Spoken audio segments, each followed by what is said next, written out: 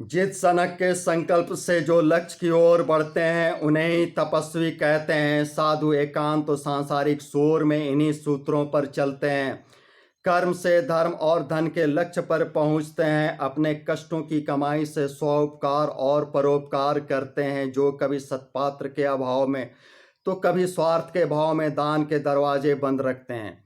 आइए समय के व्यूह रचना में मानवीय जिंदगी के उस संकेत को समझते हैं जिससे सही से ना समझा तो असमय कभी रोग से मरते हैं तो कभी जिंदगी से डरते हैं और भ्रम में बस भगवान भगवान करते हैं। प्रश्नों के प्रश्न में प्रश्न बन सब भगवान करता है का आसान सा उत्तर लिखते हैं और प्रश्नों की पोथी का बोझ लिए अर्थी पर औरों का बोझ बनते हैं। वाह क्या प्रेरणा थी भगवान स्कूल में पढ़ने की, अच्छा बनने की चाह में दम भर पिटने की, बेदाग बनने की चाह में दागदार बना जा रहा था। शुद्ध साधुता की नाव को सेल्स की झूठी गंगा में चला रहा था। चले थे चौबे जी छब्बे बनने दूबे बने जा रहे थे। चले थे चौबे जी छब्बे बनने दूबे बने जा रहे थे। शुद्ध शाकाहारी का ज्ञान बांचने वाले मांस कटवा रहे थे, पकवा रहे थे और खिलवा रहे थे। खुद नहीं खा रहे थे लेकिन खिलवा रहे थे। मदिरालय की गंदगी अशुद्धि को भी गले लगा रहे थे। बिल्कुल विपरीत उल्टा से सीधा होने वाला सही सही ज्ञान पा रहे थे। जिंदगी के मंथन में जहर पी ज्ञानामृत का प्रसाद पा रहे थे। दो विपरीत परंतु पूरक शक्तियों के समन्वित संयोग से संसार और जीवन है और मेरी जिंदगी में भी यही मिश्रण था। जहां से मैंने जिंदगी के सालों साल अद्भुत समय के अद्भुत संयोग को पढ़ा समझा और समय के संकेत ने इस बार भी एक अद्भुत संकेत दिया था।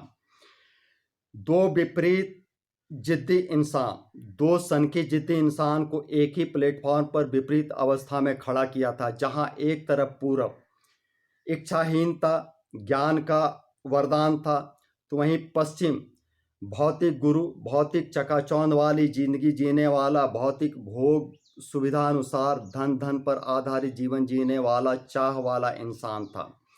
दोनों एक ही प्लेटफॉर्म पर खड़े थे जहां पर पश्चिम बड़ा था और पूरब उसके सामने इसलिए खड़ा था।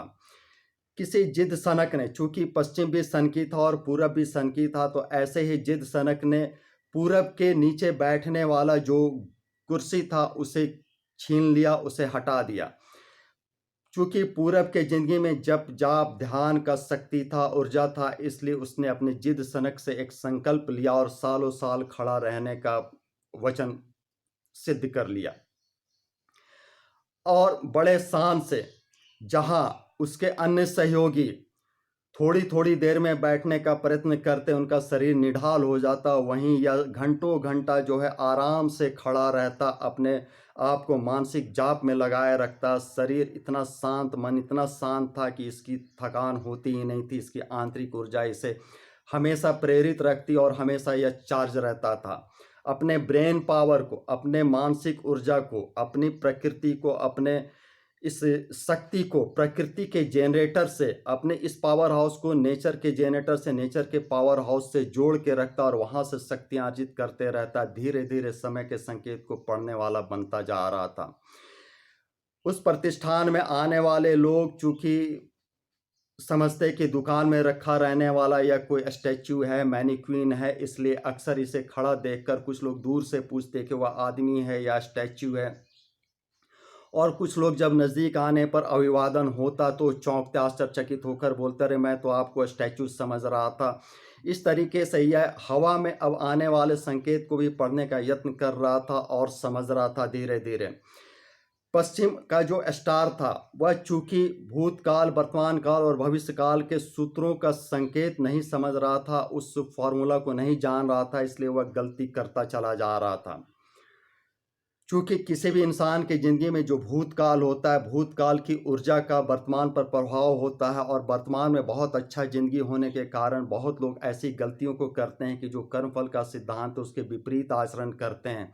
वही यह इंसान भी कर रहा था, इसलिए इसका भविष्य जो है अब खराब हो रहा था, जो वर्तमान में धीरे धीरे बदलता जा रहा था। मदिरा भोगी था, चरित्रहीन था, इसलिए वाक पटु, सुंदर, चतुर, ज्ञानी, एक स्टार इंसान जिसका समाज में बहुत अच्छा प्रभाव था, जो कई लोगों का संचालन करने वाला था, उसका भी प्रभाव कैसे घटता है इसे समझते हैं। बिल्कुल उस दीपक की लौ की तरह जब वह बुझने वाला होता है तो अंतिम बार बहुत तेजी से फड़फड़ाता है। बिल्कुल उस आत्मा की तरह समय का संकेत आता है जो अंतिम हिचकी लेकर प्राण छोड़ता है। उसी तरीके से यह इंसान भी जब जब प्रतिष्ठान से बाहर जाता था और उसके बाद कई दिनों के बाद जब प्रतिष्ठान में आता था तो इसके साथ एक पूरी भीड़ का आगमन होता था। लगता था जैसे कि कोई भीड़ का रेला जो है खिंचा चला आ रहा है। उस समय बिक्री प्रतिष्ठान का बढ़ता अच्छा प्रभाव होता था तो लोग कहते, अरे इस इंसान का तो प्रभाव ऐसा है कि मिट्टी भी छू दे तो सोना बन जाए। लेकिन धीरे धीरे उसके उस प्रभाव में, उस संकेत में कमी आ रहा था जिसे वो समझ नहीं पा रहा था। अब क्या है कि अब वह अक्सर जब बाहर जाता और बाहर से आता तो कभी कभार वो भीड़ का झोंका आता और वो भी झोंका धीरे धीरे कम होने लगा और बिल्कुल अब खत्म हो गया। और वो एक स्टार जो है अति साधारण साधारण में बदल कर रह गया। और इस बीच जो उसका पारिवारिक स्थिति था, चूंकि उसकी शक्तियां घट रही थी इसलिए उसका पारिवारिक जीवन भी जो है कष्टमय होता जा रहा था, कड़वा होता जा रहा था। यहाँ तक कि उसका जो पार्टनर था वह भी इसे अब प्रताड़ित ज़्यादा करने लगा था और इस तरीके से एक इंसान जो है स्टार से साधारण बन रहा था। मैंने समय के इस अद्भुत ज्ञान को आप लोगों तक पहुंचाने का सिर्फ और सिर्फ इसलिए प्रयास किया है कि इंसान अपने कर्मों में भूतकाल, वर्तमान काल, भविष्य काल के सूत्रों को समझे। जो भूतकाल, जो वर्तमान था वही भूत बना और जो भविष्य है वही वर्तमान बनेगा। और इस तरीके से यह एक सर्किल आवृत्ति में घूमता है और कर्मफल के सिद्धांत के आधार पर परिस्थिति चाहे जो भी रहे, अच्छा करते रहने से ही अच्छा होता है। मानवीय जीवन अपने चूंकि ऊपर अंतर्मुखी नहीं होता इसलिए अपने संकेत को नहीं पढ़ता, नहीं समझता है। मैंने अंतर्मुखी होकर सालों साल ऐसे ही तपस्या किया है, प्रैक्टिकल किया है और ज़िंदगी को समझा है। इसलिए ज़िंदगी के अलग अलग प्लेटफॉर्म पर जो उस समय का अद्भुत संकेत मिलता रहा है उसे मानवीय हक में, मानवीय जीवन ज़िंदगी के लाभ के लिए मैंने अपने वीडियो के माध्यम से अपने चैनल पर लगातार कहा है और आगे भी कहता रहूँगा। धन्यवाद वीडियो देखने के लिए, विश्वास करने के लिए। धर्म हित मानव हित में प्रयास जारी रहेगा, इसे शेयर अवश्य करें। जय महाकाली, जय माता राम।